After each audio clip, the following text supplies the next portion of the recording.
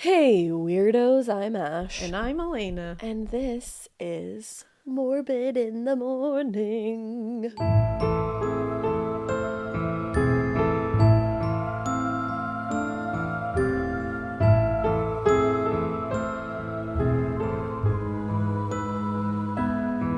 We haven't done one of these in a little while. I know. I had a merch idea this morning, Whoa. actually, when I was driving here. I was like, oh, I get to say that it's Morbid in the Morning. We should just do like a shirt that says like Morbid in the Morning, like maybe like embroidered on like the shirt with like a little coffee cup. Yeah, yes, that's how bitch. I pictured it too. Yes. I love that. Yay. We'll do that. We'll do that someday, yeah. We'll do that. Someday. I love that idea. Thank you. I had a strange dream last night, and I don't remember the dream itself. This is going to sound so random, but I remember in the dream someone was using PEMDAS to solve an equation. Oh my God, parentheses, exponents, multiplication, division, subtraction? Addition, subtraction. Addition, subtraction. Yes. And Crazy. I woke up and I said, what is the E in PEMDAS? That was the first thought I had this morning. That's I rolled great. over and I looked at John and I said, do you remember what the E is in PEMDAS? And he was like, you just opened your eyes. Like, what do you mean? He and said, I was like, how dare you assault me? he like literally that? was like, what are you talking about? And I was like, PEMDAS. You know how you like Did he solve learn big. that? Oh yeah, but it was literally he had just opened his eyes and he was like, I remember what PEMDAS is. And I was like, exponent. And he was like, what is happening? Like, he was like, we're not even out of bed yet. To the power of, baby. But I was like, exponent, I remember it now. And then I got really happy that I remembered it. And then I was like, that was the weirdest set of events. One thing I was really good at in school was math, weirdly. Yeah, I was not great at math. I fucked heavy with PEMDAS. I'm struggling. I'm trying to help the girls with their math. Well, that's not our math. But even like the basic shit, like they started learning fractions. And I was like, oh, fuck me right up. I'm pretty I wasn't all great right at with fractions. It's not my favorite. I'm figuring it out. Honestly, I just think of baking. Well, that's honestly, I think baking has helped me because I'll like just be.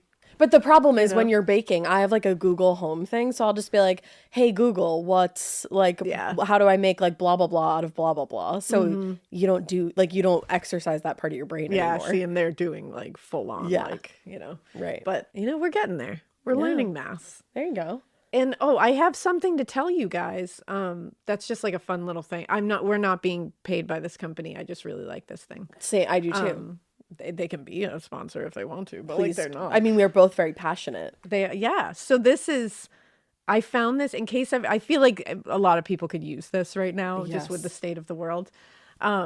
It's this app that's like described as a self-care Tamagotchi. Which it literally is. Which immediately drew me into it. I said yes.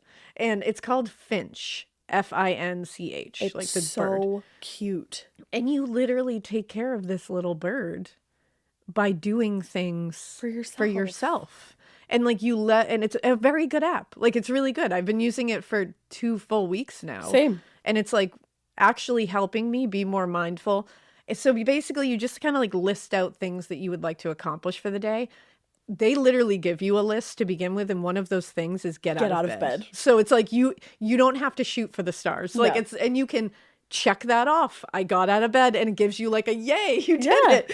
And so like I have like, drinking a certain amount of water and making sure I do that. Like read for 10 minutes, write for 20 minutes. Like make sure I have all these little like, and you can say like, brush your teeth. Yeah. Wash Some of your mine face. are like home cooked meal. Like eat dinner at home. Some of them are like I have put one item away that is not in its place because like with kids things just get wild and and so doing that is like something that can start you on like a chain organizing reaction. somewhere.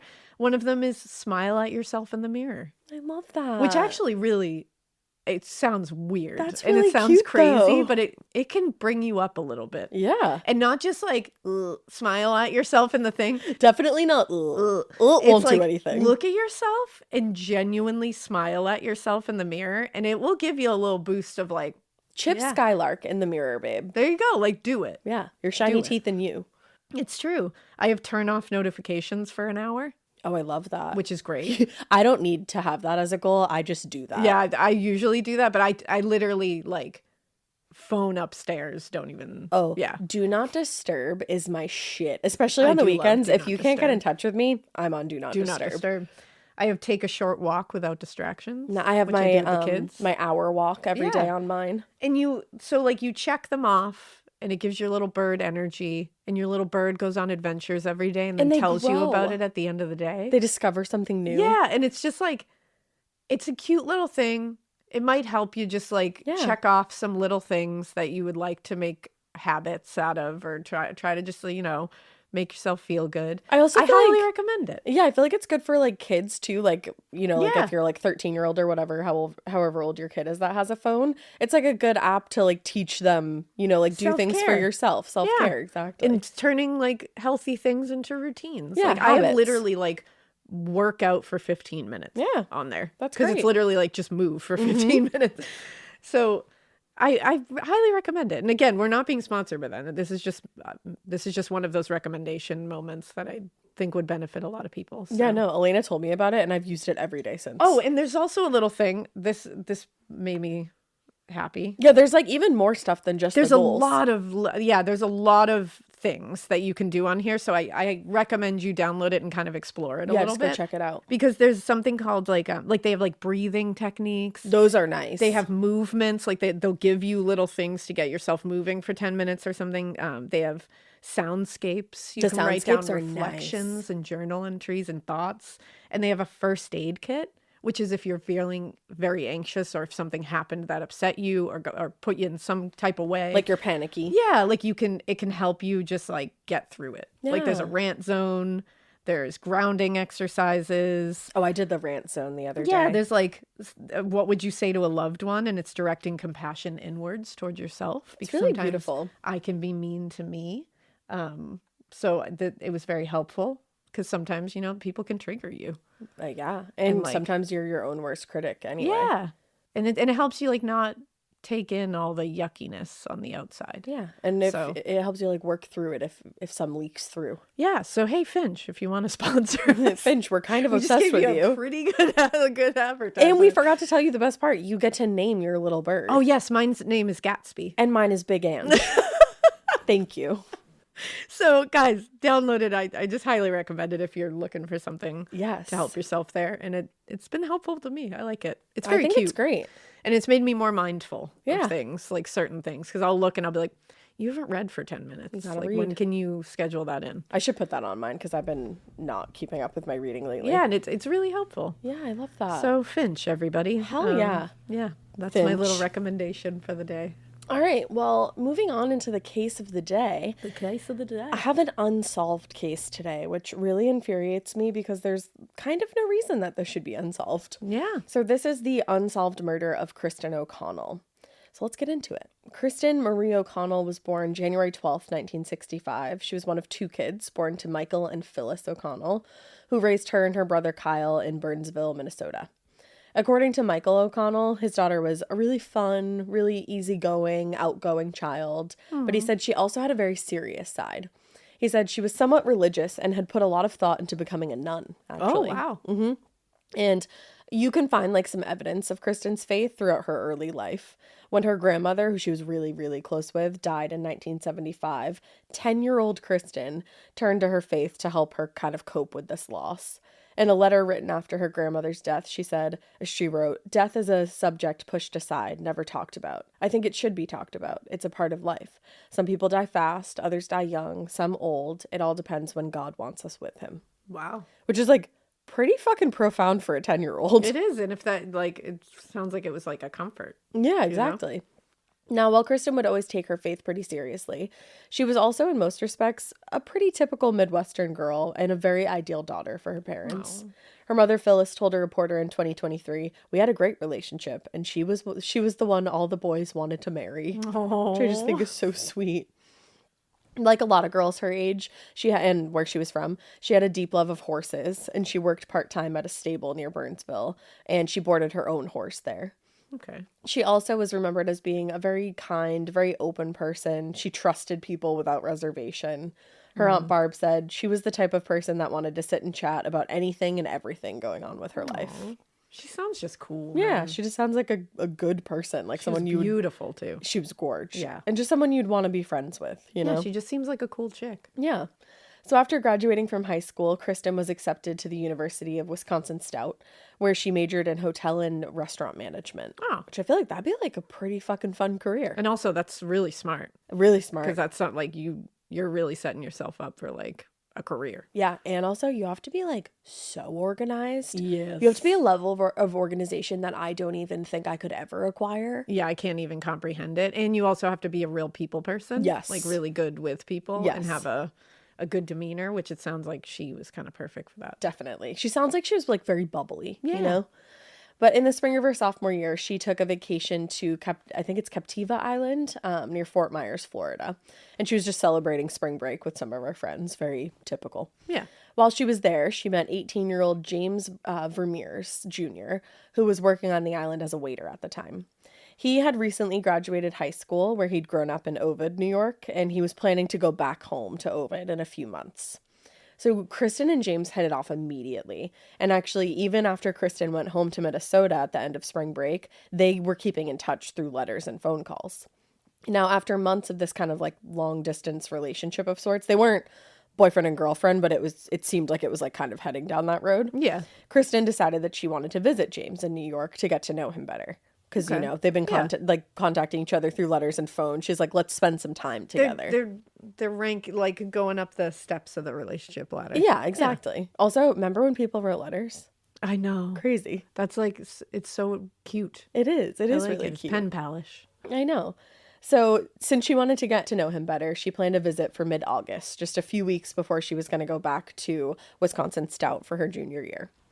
Initially, Kristin's mom, Phyllis, was kind of apprehensive about her daughter visiting a boy that she didn't really know too well, several states away, and unaccompanied. I get it. In fact, according to Kristin's brother, Kyle, his parents actually were arguing about it for a few days before Kristin actually did leave. The dad, Michael, eventually convinced his wife that, quote, it was time to let Kristin be a woman and make her own decisions. So Phyllis obviously eventually agreed to let her go, reasoning that Kristin had always been a really responsible girl. She'd always been very trustworthy. So there was really no reason not to let her go other than her own apprehension. Yeah, of course. You know? Which, what an impossible position. Yeah. And it's hard. I mean, she's an adult technically. Well, you so want to like... give her the independence and the freedom to make choices, and you can't tether them to you for the rest of their lives as much as we want to as parents. Well, and I think as soon as your kids turn like 17, 18, 19, that's a really hard age. Oh, I can't even fathom. Because it's just like uncharted territory for you. Your whole, up until then, you have been able to tether them to you pretty much. And it's your role. Word. Like you have to, you know? You get to make the rules. And it's like at that point you do feel, it's like, it must be this weird feeling of like, well, I have to kind of give them a little freedom, but I don't want to at the same time. Like, I want to just keep them here. And it's like a loss of control. And control is not always a bad thing, you know? It's true. But she was so excited when she left that day. She came in, kissed me, and said, Mom, don't worry. Everything's fine. It'll be fine. So with her parents' consent now, Kristin traveled from Minnesota to Boston, where a family friend picked her up, and then drove her to Syracuse, New York, where James Vermeers and one of his friends picked her up. Okay. So Kristin arrived in New York on the night of Monday, August 12th, and her plan was to stay until that Friday. So not a super long time. Yeah.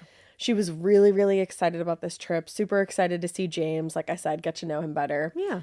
But her enthusiasm started to wane almost as soon as she arrived in New York. Initially, James told Kristin that she was going to stay at his parents' house, where he also lived. So, like, very normal situation there. But when she arrived in Ovid, he told her that the plans had changed unexpectedly and that instead they were going to be staying in a trailer on his parents' property. Nah. So that would like freak me out a little bit. And I think she definitely... Sounds like she was a little put off by it. Yeah, I feel like that would make your like flight or fight senses kind of kick in a bit, you know? Yeah. So she was like, okay, like sounds good. And she told her mom. And the change of plans was concerning for Phyllis, who believed her daughter would be staying in a home with adults present. Yeah. But she was like, you're already there. And I already told you could go. I trust you. And, you know, you're still on their property, so you'll be safe. And again, hard position. And again, not a lot she can do. Her daughter's technically an adult. Exactly. So it's unclear how the two spent their day on Tuesday, but by the next day, Kristen reportedly went swimming with James and his friends, and then the group went to a local bar/restaurant where they shot a game of pool. On the way back to the trailer, James stopped at a store to buy some sandwiches, get some beers, and then the group of 8 went back to James's trailer to hang out. And it was that afternoon that Kristen received a second piece of unwanted and unexpected news. For several months, she and James had been corresponding, like I said, with, phone calls and letters. And, he had even invited her to come visit him, giving the impression that he had some kind of romantic interest in her, obviously. But according to Michael O'Connell, Kristen's dad, while James was talking with Kristen, he also had been dating a girl in New York. Oh, so he's an asshole. Yeah. And he, quote, planned to tell Kristen about it when she arrived in Ovid. So you invited this girl to another state so you could tell her that you're dating someone else? It's like, why are you allowing her to come to, there's obviously nothing's going to happen between the two of you, or that's how you're making it seem. That's a dick move. And nothing should happen because you have a girlfriend. And obviously Kristen's a very respectable girl, so she's like, fuck you, nothing is going to happen. But you let her get all the way out there? No, that makes literally no sense. That you have her travel to another state so you can tell her that you have a girlfriend. And she went from Minnesota to Boston and then from Boston to New York. This was and bitch, you could have told her in a letter. Yeah. What's wrong or with you? Or a phone call. Yeah, this was so much effort put into this trip for you to just kind of that feels crush like her there. Yeah, that feels like an exercise in humiliation. What it feels like, and I'm angry. It does. It's just shitty. Yeah. So it appears that James did finally tell Kristen about his straight-up girlfriend at some point on the afternoon or the evening of Tuesday, August 14th, after they got back to the trailer. Also, how'd your girlfriend feel about that you invited a girl 2 states, states away to come see you? Who you've been corresponding with? I'm sorry, that's weird as fuck. It is weird. And also, were you telling your girlfriend? Are your friends going to say something to her? What is going on here? It's a very strange situation. Very strange. So upon learning about James's relationship, Kristen called her mom in Minnesota and told her the trip really wasn't going as well as she hoped it would, and she was going to cut it short and actually come home the next day. Oh, I just want her. Everything in my soul is I just want you to come home. Yeah, same. So according to Phyllis, Kristen, quote, sounded upset but wouldn't say if anything was wrong. Oh. She was just she was upset and she wanted to come home early. Phyllis was probably wanting to just reach over and grab her. And it sounds like, it could have been very much the she's having a hard time because she's an adult and she can't stop her from going. But you wonder if she had some kind of maternal instinct there. She probably did. And then everybody else made her second guess it kind of thing. Yeah. Or she might have just second guessed it on her own. Yeah, because you're taught to be let them do what they want. And it's no, sometimes in this world, you can't just... Yeah. You have to trust sometimes her. You know what I mean? But knows. The world just tells people like this, oh, you're just being crazy. You're just being overprotective. You're being overprotective. And it's no, she's... Sometimes you just know. Yeah. So the group continued hanging out until late into the evening. Remember, they're all hanging out at James's trailer. And around 11 p.m., James said he was going to go pick up a pizza, and he left. And Kristen announced to the rest of the group that she was going to go out for a walk, shortly after he left. According to 17-year-old David Chamberlain, who was at the trailer that night, neither Kristen nor James seemed upset. There was no fights or arguments that broke out at the party. He said she just went out for a walk and didn't come back. When she left, nobody figured anything was wrong. So back home in Burnsville, Kristen actually often took late night walks by herself. Her and her family lived on a subdivision, so it was a little safer to go for a late night walk. So she most likely didn't think twice about going for a walk to clear her head out here. But when Kristen still hadn't returned after 2 hours, the group at the party started to get concerned. So they set out on foot to look around the area for her. And when she still hadn't been found by the following afternoon, James called the state police to report her missing. I'm sorry, what? So she goes out for a walk at around a little after 11 p.m. She doesn't return by 1 a.m. They go out and look for her and they don't find her. And then presumably everybody just goes to sleep and wakes up the next afternoon and then calls the police. That's weird. That is weird. I'm weird. I'm sorry. I'm not pointing fingers at anybody. That's but I'm just weird. Objectively, that's fucking weird. Yeah. Like if I'm at a party and it's not even like my friend, it's just like somebody at the party and I hear that they're missing and we go look for them and don't find them, when we don't find them, that's when we call the police. Yeah, we say, okay, we got to call the cops now because something's awry. And there was plenty of people there that like at least one of them should have been like, hey, I think we should call the police, and followed through with that decision. For sure. Weird. Yeah. So after receiving the very late report that Kristin O'Connell had gone missing, a search team of about 90 police officers and firefighters from 4 towns set out from the Vermeer's house to look for Kristin. About 90 minutes later, the team found Kristin's body. She was not alive. They found her body about 300 yards into a cornfield along Route 139, which is a rural road about a quarter mile from the trailer where she'd last been seen. Ovid Fire Chief Robert Favreau said, I know that's what you go on searches to find, but this is an awful way to end it. Usually when you go out on these things, you find out the person you're looking for is hundreds of miles away, but you never know till you find it. Oh, that's awful. Yeah. When she was discovered, Kristin was fully nude. Her throat had been slashed, and she had also been stabbed several times in the chest. Oh my God. Yeah. The scene had the hallmarks of a sexual assault, but it would quickly be determined that she had not been raped. Oh, wow. Major Richard Tonzi told reporters, the apparent intentions may have been a sexual attack, but it may not have taken place, eventually ending instead with murder. A few days later, the medical examiner would label Kristin's death obviously a murder, a homicide, and there was evidence that she had, quote, put up a tremendous fight for her life. And it was also determined that at that time she had no drugs and no alcohol in her system. So she was fully sober. Yeah. A cursory search of the scene didn't really turn up as much as far as evidence, and there was no sign of a murder weapon anywhere in the area. Investigators took soil samples, blood samples, and what little physical evidence they could find and sent it to a state lab in Binghamton for testing. In the meantime, the press and public became very concerned that there was now a killer amongst them. Yeah.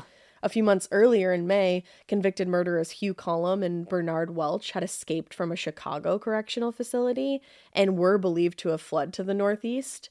So that was very concerning for people. They were like, oh shit, did these two have something to do with it? Welch was arrested in Philadelphia in early August, but at the time of Kristin's murder, Cullum was still on the loose. And Tonzi told reporters, we've got an idea that the murderer could have been in the area and we've got a murder. But he clearly stated that Cullum was not a suspect, which is interesting. That is interesting. A few months later, they actually did arrest Cullum after he robbed a bank in Mississippi. So he was definitively ruled out as a suspect at that point. So after Kristin's body was removed from the field and all the evidence was gathered, Tonzi and the other state police investigators started interviewing witnesses and just conducting like door-to-door canvasses, basically. Everybody at the party was quickly ruled out as a suspect. Tonzi told reporters, everybody at that party came from well-to-do families in this community. Oh. They are respected in this area. Okay. Good to know. While being from a wealthy family is hardly evidence of innocence, because as we know, wealthy people kill people too. And people from wealthy families kill people too. Quite frequently, actually.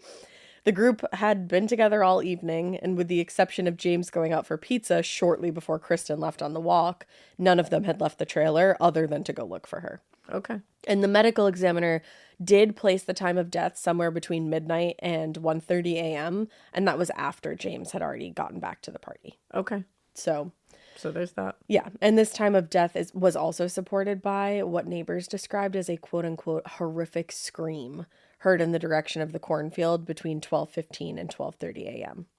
Now, here's my call the police. It doesn't sound like it. Call the police when you hear a blood-curdling scream in a cornfield, okay? Well, just do that for me.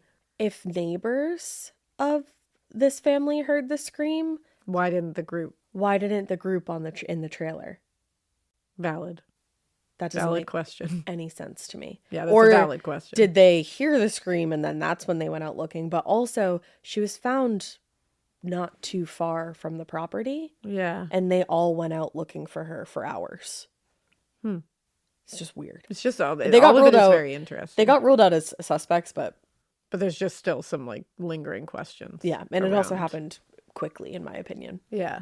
So even though they had been ruled out as suspects in her murder, it remains unclear why Kristin left the party near midnight to go for a walk in an area very unfamiliar to her. Well, I think that's the thing. It's like we're not pointing fingers at anyone. It's just like there's some unanswered questions that it doesn't seem like had enough attention. Yeah, exactly. That could be missing pieces to a puzzle that may not include them being part of it. Yeah. It's just like, why weren't all the pieces put together? Yeah. And also just like, in retrospect, don't let somebody go for a walk alone when they're not familiar with this area. Yeah, I'm not understanding. It's just sad that she didn't have a friend here. Yeah, like, that makes me sad. And the one person who was supposed to be her friend had like kind of turned this trip into shitty. Yeah. Like, very shitty for her. Oh. But State Police investigator Jeffrey Arnold said in 2009, she did not do drugs and was not a drinker. She may have been uncomfortable at the party because alcohol was involved and decided to take a walk. Yeah, that makes sense. Others suggested that, Kristen was probably upset that James had just told her about his girlfriend and she maybe wanted to go clear her head. And then other people say, maybe she just wanted to get some air. She didn't plan to be gone long. And also, she was barefoot when she left the party, which suggests that she didn't plan to be gone for very long. Yeah, if she was barefoot, she was not planning on being gone long. No. That was a quick little stroll. Walk. Yeah. Wow. Interesting, right? Very interesting. So whatever her reason for leaving the party, investigators soon learned that Kristen might not have been alone for the duration of her walk. Despite being a rural route, Route 139 was commonly used by locals as a shortcut across town, and it also tended to be busy with traffic going to the Seneca Army Depot and the Golden Buck, which is a popular restaurant and bar in Ovid. Mm-hmm. Sergeant Thomas Warren said, "A couple of passing motorists have told us they saw people in 2 cars talking to Kristen along the road at about 11:45 p.m. Other witnesses reported seeing a late 70s green or blue sedan on Route 139 right around the time of the murder, with 1 or possibly 2 male occupants. And some of the witnesses told police they believed the occupants may have been trying to lure Kristen into the car." Oh, no. I mean, that's scary. That she's terrifying. Just walking by herself in the dark. Yeah. Barefoot. Yup. Like that's in an unknown area. Yeah. Several witnesses reported seeing the car with 2 men inside, but others told investigators they saw, quote, 2 young white males walking behind O'Connell shortly before police believe she was killed. Oh, that's so scary. So there might have been 2 people in that car, and then later people said they saw 2 people walking behind her. Oh, that's really scary. Yeah. The 2 individuals were described as being young, slender, with shoulder-length hair, wearing blue jeans, and one was wearing a jean jacket. One was described as being around 6 feet tall, so very tall, and the other was shorter than that person. And you have to remember, like, again, like the stuff at the party is very, like, strange, and some of it is questionable. But you look at this and you say, look at the Alison Botha story. Yep. And it's like these, 2 people might have Things just can happen decided at random. That tonight they were going to do this. Yeah. Like, you know what I mean? Like, if I've learned nothing from that, I've learned that, they can just decide to. Yeah, and we know, I mean, serial killers pick victims at random, and when, I don't want to say like opportunity strikes. No, but it's like, true. They're opportunistic. They are opportunistic. When they see an opportunity that they feel like they can get the upper hand in, they will take that opportunity. So it does. And this was very much, unfortunately, a situation where 2 males would absolutely have the upper hand over a young girl who's smaller than them. Barefoot, and doesn't know her way around here. In the dark. And who knows, they may have stopped her, struck up a conversation, found out that she wasn't from around here, and that makes it 10 times more, opportunistic. Her mother also said that she was very trusting and liked to chat with people. Yeah, and disarming. She was very disarmed and very would kind of let stuff out like that because she believed the best in people. And she may have even, said something about the fact that this wasn't a great night. It wasn't going well. Yeah, like I'm going home. Blah, she's at a party where she doesn't know a lot of people. Yeah, who knows what was said? Who knows? That's the thing. So it's like we can look at the party goers and the party situation as like, there's some unanswered questions there, but like this is also a very distinct possibility that somebody did take that opportunity. Absolutely. Which is so sad. That's also the unfortunate part of this case is there's just so many variables at play. Yeah. That it's hard to pin it all together. Right. And these 2 people are still unknown. So it's like, oh God. Yeah. The investigation was tough. But based on the information learned from witnesses, investigators did start putting together a theory of what could have happened. After leaving the party at James's trailer, Kristen walked about a quarter mile down Route 139 when she was approached by those 2 men in the sedan who pulled over to talk to her. After that interaction, she was seen continuing her walk in a western direction around 12:10 a.m., but the next witness to see her around 12:15 a.m. reported her walking in the opposite direction, indicating that she was heading back to the party. Okay. Investigators theorize that the driver may have gone a short distance down the road, but turned around at an abandoned gas station and went back in Kristin's direction. Ooh. And they believe she either saw the car turn around or just sensed that something wasn't right. So then she turned around and started heading back to the party. Okay. So that makes you so sad because that makes you realize that like she was probably in fear at that moment. Yeah, absolutely. And when she started turning in the direction of the party, they believe that the men in the car started pursuing her on foot at that point. Oh. Yeah. That's so fucked up. It is really fucked up. Really in fact, one witness, like I said, reported seeing those two young men walking about 50 yards behind her around 12:15 a.m. Around 1:15 a.m., so an hour later, witnesses reported seeing two young men who matched earlier descriptions walking eastward away from the cornfield toward the center of town.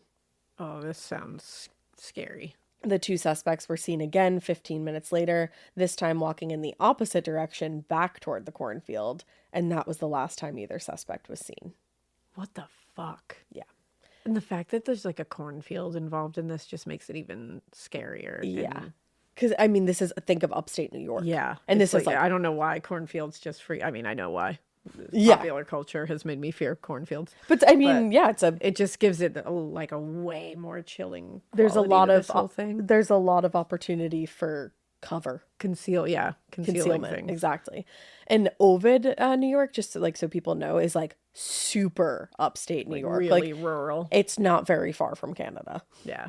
I'm looking at it right now and I'm like, damn. Like like I have family that lives in upstate New York and they don't even live as upstate as this, and that felt rural to me when I would visit. And it's very like small town. Super small town. I mean, we're literally just talked about an abandoned gas station a second ago. You know, like that's the vibe here. Yep. So the initial flood of tips and witness statements was very useful, actually, this time in establishing a timeline and developing a theory as to what might have happened. But it did little to point investigators in the direction of a viable suspect. Mm-hmm. In fact, within a week of the murder, investigators had yet to find anybody who even remotely matched the suspects seen talking to Kristin before the murder. And of course, that contributed to the growing sense of fear in the community. Yeah. Because people are like, oh, there's two suspects here, but no, like, they're incognito. No, are they among us? Do they live here? Are they from here? Who are these people? Right. And it wasn't Kristin's death alone that made county residents uneasy, but the fact that Kristin's murder was the fourth unsolved murder in Seneca County in a little over a year. Wow. Yeah. Chief Ferdinand Ninkandri, I hope I said that right, told reporters, "I don't remember it ever happening here before in my 28 years as a police officer." Wow. And then suddenly they had 4 unsolved murders. Damn. Yeah. So homicides in that part of New York were very rare, actually, and the fact that there was no common link between the ones that had taken place was equally troubling because it suggested that these were random crimes. Yeah. And like we just said, crimes of opportunity. Mm-hmm. The growing fear in the community and the lack of progress in all of these unsolved cases prompted several community meetings and the formation of a neighborhood watch program. So at least people got together and were taking care of one another. Yeah. But after a frustrating week of little progress in the case, the state police finally did catch a break on August 23rd when an anonymous person called with an unexpected tip. The caller said, "I'm getting out of town because I told him not to do it. I told him not to do it. You look at behind the Chevy, the green Chevy on Main Street in Waterloo, and you'll find him. And if you open the trunk, you'll find what you want." What the fuck? Chilling. What the fuck? Chilling. Yeah. The officer who answered the call, Trooper D.C. Ryer, tried to keep the caller on the line by engaging him in conversation, but the voice on the other end just simply repeated himself, insisting they would, quote, "find what you need to solve the case if they looked in the trunk." And then he repeated his earlier insistence, saying, "I'm getting out of town because I told him not to do it. I told him not to do it. I'm heading out of town," before hanging up. What the fuck? Which does, It feels like this could be the two suspects and one is like freaking the fuck out, or this could also just be a hoax. We know people do this shit. We know people love to do that. So. And now it's, gotten kind of known community wide that they are looking for two suspects. So who knows? But given that several witnesses had described seeing the dark-colored sedan on Route 139 on the night of the murder, it seemed likely that the call was not some kind of hoax and that the voice on the other end did belong to one of the killers.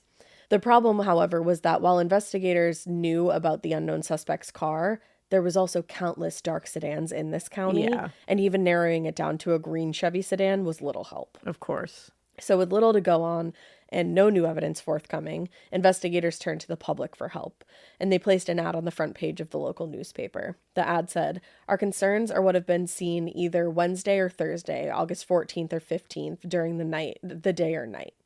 And the ad urged Seneca County residents to come forward if they'd seen, among other things, anyone hitchhiking or had picked up any hitchhikers, saw any strangers or suspicious individuals in the area, or if they, quote, saw any cars that aroused their curiosity. Okay. So aware that such an advertisement was unusual, State Police investigator Thomas Warren was upfront with locals about the frustrating nature of this case. He said, "We're at the point where we need answers to those questions for the case to move forward. The fact that she was not from this area and had little contact with the people around here makes this a difficult case." Yeah. And it does. Yeah.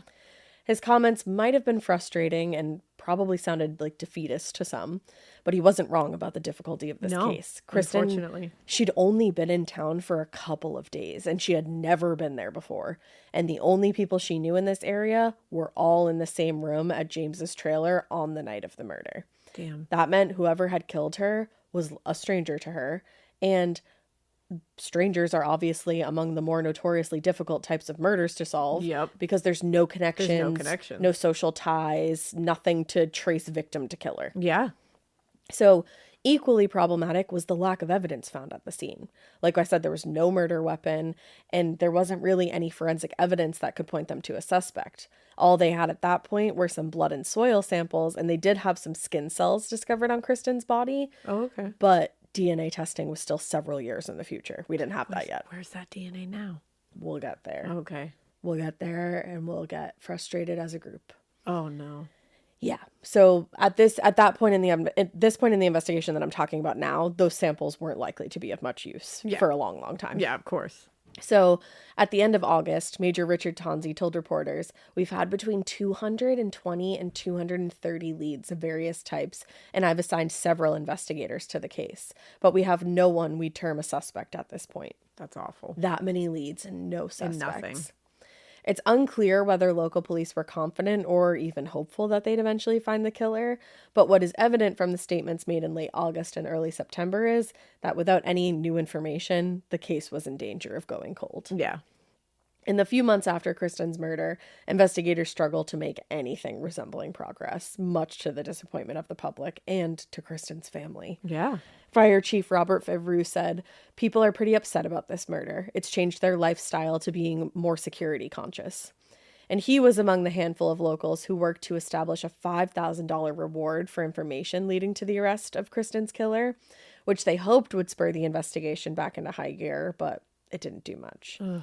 He said maybe this reward will prompt someone who, for whatever reason, has not come forth with vital information to do so. But like I said, the reward would go unclaimed. Leads just kept drying up and the case got colder and colder. So now, desperate for information, investigators took to local television stations in upstate New York to urge residents to come forward if they knew anything that could lead to an arrest. They even went as far as filming a reenactment of the murder, which aired on Crime Stoppers. Wow. Yeah, it was a long time ago. Warren said, different time. Warren said, "That got some calls, but nothing significant. There's been no breakthrough, and again, no weapon found yet." So within 6 weeks now of Kristen's murder, the story had slipped from the front pages of the papers, as we've heard so many times before, disappeared from locals' minds, the front of locals' minds at least. But an article in the Democrat and Chronicle reported in late September, it's been less than 6 weeks since Kristin O'Connell's nude body was found in a nearby cornfield, but Ovid people don't talk much about it anymore. Wow. It's sad. That's wild. Sad. And it just it really speaks to the state of the world at all times. Yeah. That in 6 weeks, you can forget about a teenager being found in a cornfield, murdered in the nude. Yeah. Like you're just on to the next thing. It's always, society has always been that way. Yeah. Always been that way. It's sad. But it really is. I think everybody gets swept up in it. Well, and it's gotten much worse now. Well, With like social media and the internet. Because there's just always something new. The attention span to these kind of things, it's blink and you miss it. Yeah, it's so true. But the desire to move on for the murder was obviously deeply frustrating for those who were involved in the case heavily, like Robert Favreau. He said, I can't understand how people could forget so quickly. To me, there are so many questions. Someone out there is a person who committed murder. Who is it? Why? Where are they? Yeah, and it was a brutal murder. Brutal. Her throat was slashed in. She'd been stabbed multiple times, and she was nude, stripped at some point, you know? But for many of the residents of Ovid and the surrounding towns, Kristin's murder aroused serious fears that they would much rather not have to confront. So I think that's why people just push that to the back of their mind. A nice pattern of avoidance. Yep.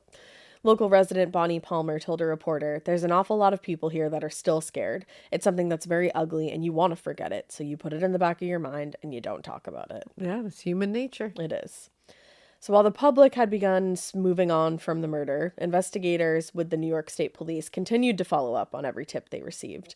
In early 1986, Richard Tonzi and one of his fellow investigators actually got approval to travel out of state and re-interview some of the early witnesses. After they got a new lead, that new information may have come to light.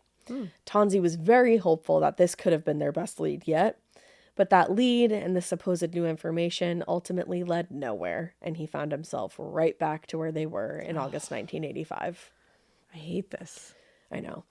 After 6 months of investigation, police became decidedly less optimistic in their prospects of catching the killer.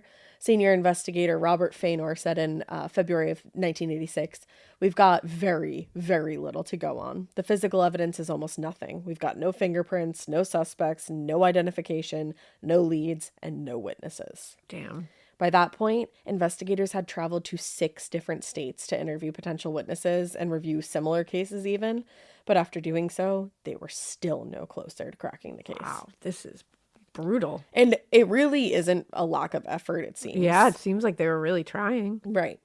In the months and now years that followed Kristin's death, the investigation lost steam, of course. But throughout that period, her parents, Phyllis and Michael O'Connell, kept their own investigation going of their daughter's murder in hopes of finding the killer. Yeah. Almost immediately upon learning of Kristin's death, they hired a private investigator, but the result of that investigator's report has not been made public.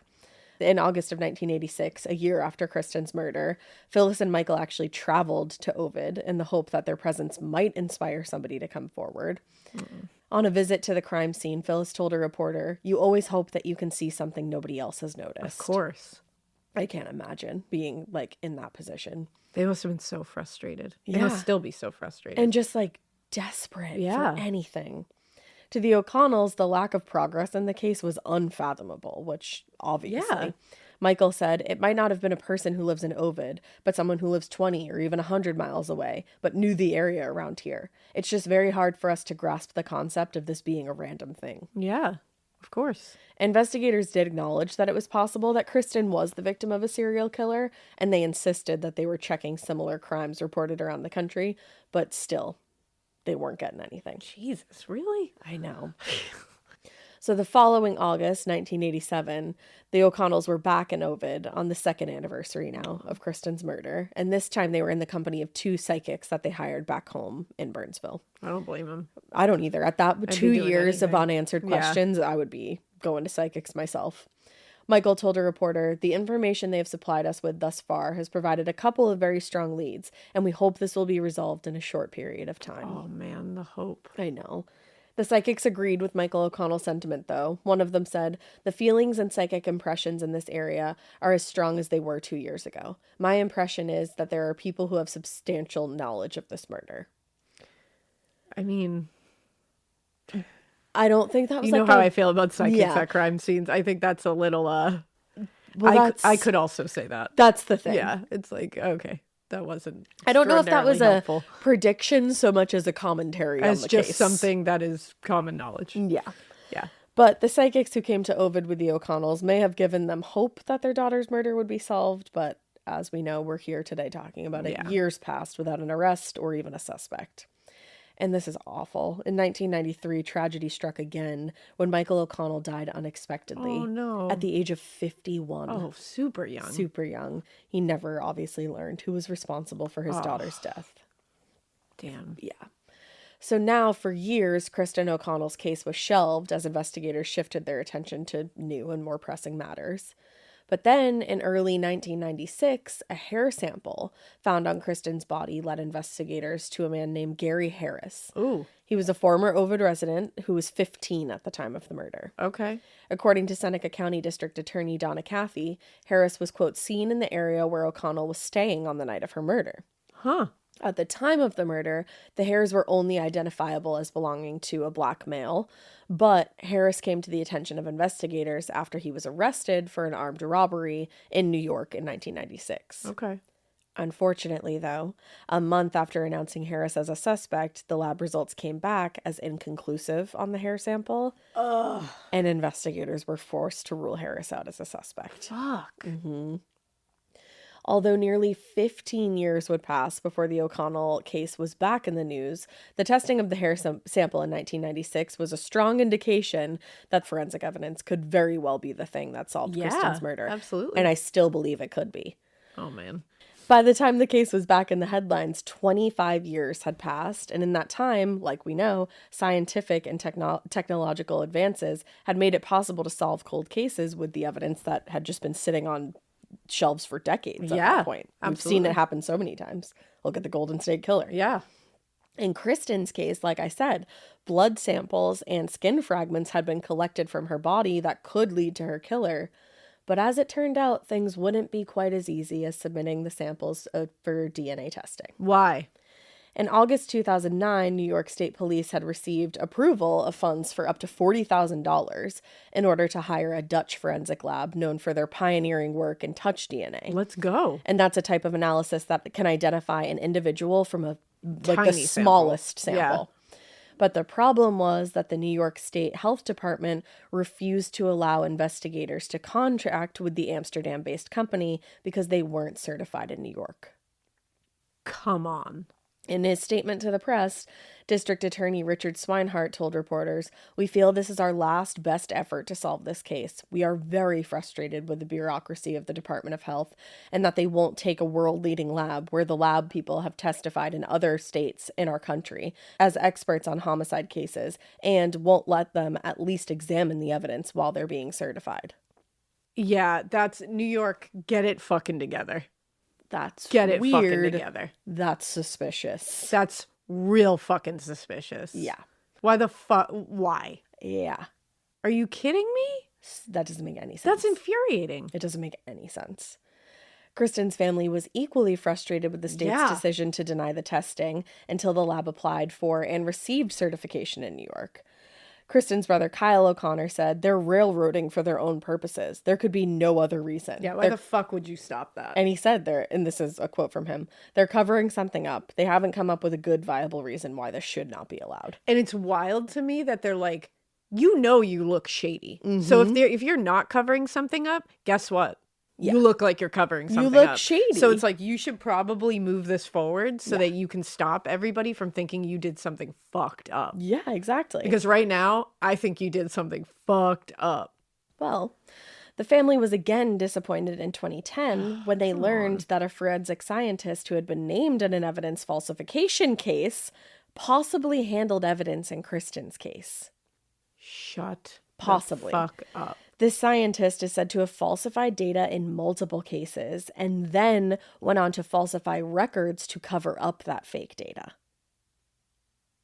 I am speechless. Which, I'm why? Speechless. Why? You are fucking with people's lives. Just do your job. Phyllis said, "I mean, my God, this is an important job they're doing. Yeah. And how could they allow this and not be supervised properly? It's just beyond me."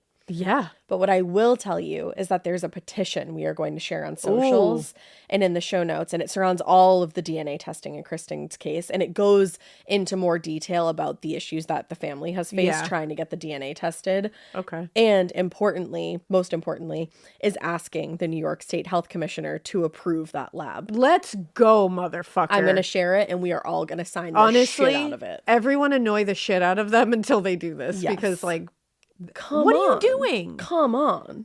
Come on. There's literal DNA. What are you doing? And it's degrading the more it sits. Exactly. And it's you just waiting for it to degrade. That's exactly it. But also this specific lab, like, they're pioneers in this. They are, exactly. Like, they know what they're doing with this. So it's weird that you're not allowing them to even look at it while they're getting started. Like, come on. Not even really giving a valid reason. No. It's shady. And if you don't want to look shady, let them test it. Yeah, if you don't want to look shady, then let them do it. Despite the best efforts of the O'Connell family, though, investigators even, and several high-profile politicians, actually, it appears that the skin fragments discovered on Kristin's body still have not been submitted for DNA testing. That's shameful as fuck. Yeah. That is shameful. Many, like, even politicians have been calling on the New York State Health Department, being like, just allow this, just sign off on it. Can't let up on that. Yeah. Can't let up. But now, 40 years after her daughter's death, Phyllis O'Connell worries that her daughter's case will never be solved because of this. We can't let that happen. And soon she worries that there will be nobody left to advocate for Kristin. Yeah. In 2023, she said, "I promised Kristin till the day I die, I will be after who killed her." And after 4 decades, her message remains the same as it did the day she learned her daughter was murdered. She said, "Don't keep secrets. Don't keep something like this going. Because maybe the next person might be your daughter, and you will know the kind of pain it is to lose a daughter, and especially through murder." Oh, that just like destroys my soul. Everyone go sign that petition. Yes. We're gonna put it in the show notes, and we'll share it on socials as well. It's a long link, so if I read it here, it'll get lost. Yeah. So I'll put it in socials and again on the show notes. Yep. So it'll be right at the bottom of this episode in the show notes. You'll be able to see it and link. There'll be a link. Well, literally, like, you can click the link. So you can click it, and then also, again, like Ash said, in the socials, we'll do it because we're sharing that shit everywhere. I want this. I want them to have to move on this. I want them to have to move on this, and I want Phyllis at least to be able to... I want Phyllis to see the movement on this. And not have to live every day worrying that, like, she's gonna pass away someday without knowing what happened to her daughter. And that this DNA is just sitting there. Right. That must be the most frustrating thing in the entire world. The DNA is sitting there, and the lab is sitting there, who has the technology and to at least try to do this. Right. Just give it a shot. What the fuck are we doing? Stopping murders from being solved through red tape. Fuck that. Yeah, it shouldn't even be a thing. That. It shouldn't be a thing. So definitely sign that petition. And also, anybody with information about this case, because somebody out there knows something. Mm-hmm. Somebody saw something. Somebody knows something. Somebody, any information, anybody with any information is asked to contact the New York State Police, and that number is 585-398-4125. Again, 585-398-4125. Damn. I want this case to be solved. I want them to submit that DNA. I want that to at least be put into motion. Yeah. It's gotta Nobody's saying that it's like that 100% it's gonna work, but why the fuck not try? Why not try? Why not try? And, like, hey, politicians and everybody and whoever's, like, red taping this, if you're listening, her dad died without knowing what happened to her. Her mom shouldn't have to die without knowing what happened to her daughter. And what if this was your kid? Like her mom said, what if this was your kid? Would you want that DNA sitting on a shelf and just because of red tape and bullshit bureaucracy, it doesn't get submitted to a pioneering lab that could potentially give you the answers you need? Would you be fine with that? Because you'd be like, well... like, was that what you would do? No. Like, no, you wouldn't. If it was for you, you'd be slicing through that red tape. Exactly. Because it's not yours. You don't give a shit. But put yourself in somebody else's shoes. Empathy, people. It's so frustrating. I know, it really is. I hope that we get news soon. I just want this to move forward, man. It's gotta. Yeah. 40 years and her family has no fucking answers. Like, come on. Like, her parents lost a child. Her brother lost a sister. Yeah. Come on. Let's go. And somebody's just out there walking around. Let's go, Who girls. did it? Let's go. Let's get this moving. So, come on. You guys are fucking powerful as hell. You are. So, by the way, you are powerful. Go sign this petition, everybody. Yeah. Because we asked if you were able to share and donate to the Allison Botha fundraiser. You guys she blew it up. Surpassed her goal. Yeah, you blew it up. You blew it up. You're powerful as fuck. We can get this shit to happen. You get shit moving and you get shit done. And we've seen you do it before. One thing about Morbid listeners, they get shit done. So we know you guys can do this. You're badass motherfuckers. And you give a shit. So do it. Exactly. And with that being said, we hope that you keep listening. And we hope you keep it weird. Keep it so weird that you sign the shit out of this petition and you get everyone in your goddamn life to sign that shit too. Let's go. Sign it. Bye.